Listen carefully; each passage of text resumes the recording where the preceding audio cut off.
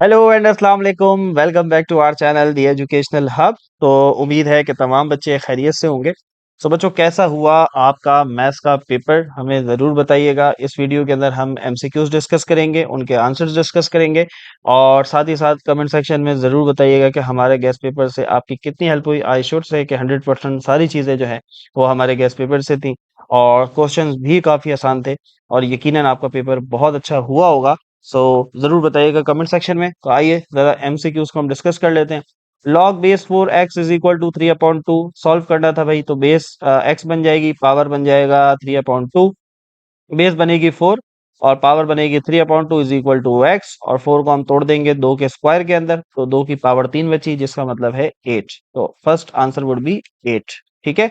S C F of, इसको तोड़ेंगे तो ये A square minus B square का फॉर्मूला बन रहा है, which is X minus Y into X plus Y. यहाँ एक्स माइनस वाई 2 है, तो एक हमारा आंसर हो जाएगा। So X minus Y would be our answer. हाँ भाई, इसका सोल्यूशन सेट जब हम फाइंड करेंगे तो दैट वुड बी +3 एंड -3। बहुत आसान से एमसीक्यूज है, और आई थिंक बहुत सारे ऐसे हैं जो कि पीसी के गेस्ट पेपर से ही लिए गए हैं, जो हमने सॉल्व किए थे। तो जिन बच्चों ने वीडियो देखी थी, यकीनन उनको बहुत ज्यादा हेल्प हुई होगी। कैरेक्टरिस्टिक बहुत आसान है भाई। पॉइंट जीरो के पास नहीं होना चाहिए, तो एक और दो छलांगे हमने उल्टे हाथ से सीधी तरफ लगाई, तो पावर हो जाएगी जी -2। ठीक है। If opposite angle of a quadrilateral are equal in measure and none of them is right angle then the quadrilateral. भाई क्वाड्रिलेटरल किसे कहते हैं, सबसे पहले तो आपको ये पता हो। क्वाड्रिलेटरल का मतलब ऐसी ज्योमेट्रिक शेप जिसके चार किनारे हों। ठीक है। लेकिन वो कह रहा है कि चारों किनारे जो है ना वो 90 डिग्री के नहीं होने चाहिए। तो चारों किनारे 90 डिग्री में किस में होते हैं, रेक्टेंगल में होते हैं, स्क्वायर में होते हैं। तो वो तो नहीं हुआ, तो पीछे कौन बचा, पैरेललोग्राम। ठीक है।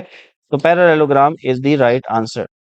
अच्छा जी, अब ये देखो, ये ग्राफ की वैल्यू उससे दी है -2 -5। मैंने आपको ये चीज बताई थी, ये एमसीक्यू हर साल पेपर में आता है। ठीक है। जब भी दोनों एक्स और वाई दोनों माइनस में हो, तो इसे हम कहते हैं ये थर्ड क्वाड्रेंट के अंदर लाई करेगा। ठीक है। आगे बढ़ते हैं। कॉन्जुगेट, बहुत आसान सवाल, सिर्फ साइन बदल दो। 2 माइनस अंडर रूट की जगह हो जाएगा 2 plus under root C. Degree of polynomial, हाँ भाई, हाईएस्ट पावर 12 के पास तो पावर है ही नहीं, बी के पास 4 है। यहाँ पर बी और ए देखो मल्टीप्लाई हो रहे हैं, तो ये आपस में ऐड हो जाएंगे, 4 और 2 6। तो यहाँ पर हाईएस्ट डिग्री हमारे पास क्या हो जाएगी, 6 हो जाएगी। द कोऑर्डिनेट, यानी कि जो एक्स होता है और ये वाई होता है, ये जहां पर मिलते हैं बच्चों, इस एंगल को, ये एंगल कितने का बनेगा, 90 डिग्री का बनेगा। So your answer would be 90 degree. Is it clear?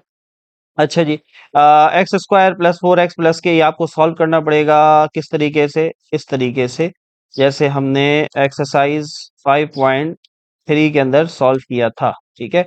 इस तरीके से आप इसका सोल्यूशन करेंगे, सो यू विल गेट +4। ठीक है। यानी कि -4 बचेगा, और -4 को खत्म करने के लिए क्या चाहिए होगा, प्लस का 4 चाहिए होगा।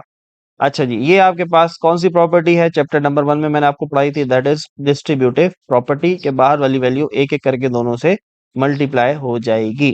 अच्छा जी, in right angle triangle side opposite to, हाँ भाई, 90 डिग्री के सामने वाले को क्या बोलते हैं, हाइपोटेन्यूज कहते हैं। बहुत आसान सी बात। आगे बढ़ते हैं। अच्छा जी, triangle having all three side congruent, भाई ट्राइंगल जिसके तीनों साइड बराबर हो उसे हम इक्विलेटरल ट्राइंगल कहते हैं। अच्छा जी, इसका क्या मतलब है कि x छोटा है 4 से, या x बराबर है 4 के, तो ये आंसर हमारा ठीक होगा। मल्टीप्लिकेटिव इनवर्स का मतलब ये है कि इसको उल्टा कर दो, उसके नीचे कुछ नहीं है 1, तो 1/x plus y, this would be the answer. तो बच्चों, ये थे 15 एमसीक्यूज। कमेंट सेक्शन में जरूर बताइएगा कि इस 15 में से आपने कितने मार्क्स लिए। वैसे तो पूरे मार्क्स लेने चाहिए मेरे स्टूडेंट्स को, खास तौर पे, क्योंकि ये सारी चीजें वो हैं जो हम ऑलरेडी अपने वीडियोस के अंदर, पास पेपर्स के अंदर, पीसी, इवन बहुत सारे इसमें से 2-3 एमसीक्यूज ऐसे हैं जो पीसी पेपर में आए हुए हैं और हमने डिस्कस भी किए थे। ठीक है। तो चलो भाई, सेक्शन बी के ऊपर आते हैं। डिवाइड का सवाल दिया हुआ है, चैप्टर 1 हमारे गेस्ट पेपर से है। अच्छा, ये इन्होंने चालाकी की, इस सवाल को गौर से देखो। ये एक्सरसाइज 2.6 से इन्होंने ऊपर वाली वैल्यू ली है, नीचे वाली वैल्यू चेंज कर दी है। ठीक है। लेकिन बहरहाल सवाल उसी एक्सरसाइज का ही है, तो जिन्होंने अटेम्प्ट किया जरूर बताइएगा। आई थिंक इसका आंसर 0.52 समथिंग इस तरीके का कोई इसका आंसर बहरहाल आ रहा था। तो आपने कमेंट सेक्शन में जरूर बताना है कि सर हमारा ये आंसर आ रहा था 0.504, आई थिंक कुछ इस तरीके का इसका आंसर था। अच्छा जी, इसका आंसर जिन बच्चों ने कैलकुलेट किया मुझे बताना, 34 आएगा। ठीक है। ये पीसी के पेपर से सवाल आया हुआ है। अब जिन बच्चों ने पीसी की वीडियो मेरी देखी थी, यकीनन उन्होंने ये सवाल बहुत आसानी से कर लिया होगा। फैक्टर थ्योरम, ये भी सारे सवाल सारे हमारे गेस्ट पेपर से हैं। ठीक है। लेकिन मैं आपको साथ साथ कुछ आंसर्स बता रहा हूँ, ताकि आपको ये पता हो कि हाँ भाई सर, हमारा भी ये आंसर आ रहा था, ये नहीं आ रहा था, ताकि आपने आंसर मैच करने। अगर आपके सारे आंसर करेक्ट हैं, सो इंशाल्लाह आपके 75 आउट ऑफ 75 कंप्लीट पक्के हैं।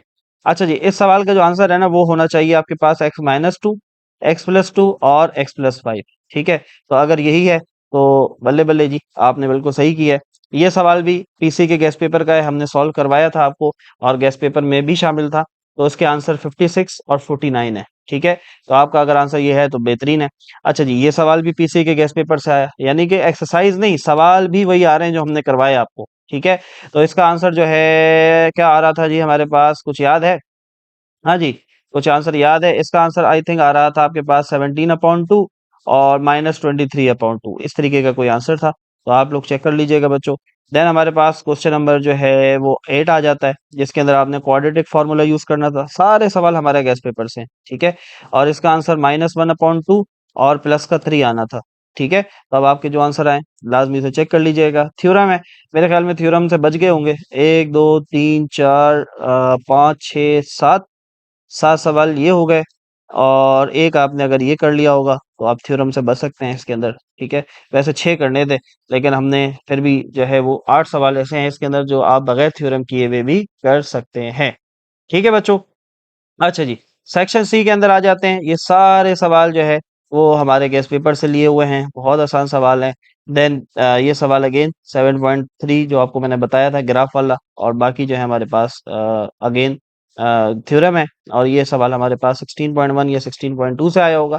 तो बच्चों पेपर वॉज इजी। लाजमी बताइएगा कमेंट सेक्शन में कि आपका पेपर कैसा हुआ, एमसीक्यूज आपने कितने ठीक किए। मिलते हैं आपसे नेक्स्ट वीडियो में। अपना बहुत सारा ख्याल रखिएगा, पढ़ते रहें, दुआ में याद रखें। अल्लाह हाफ़िज़।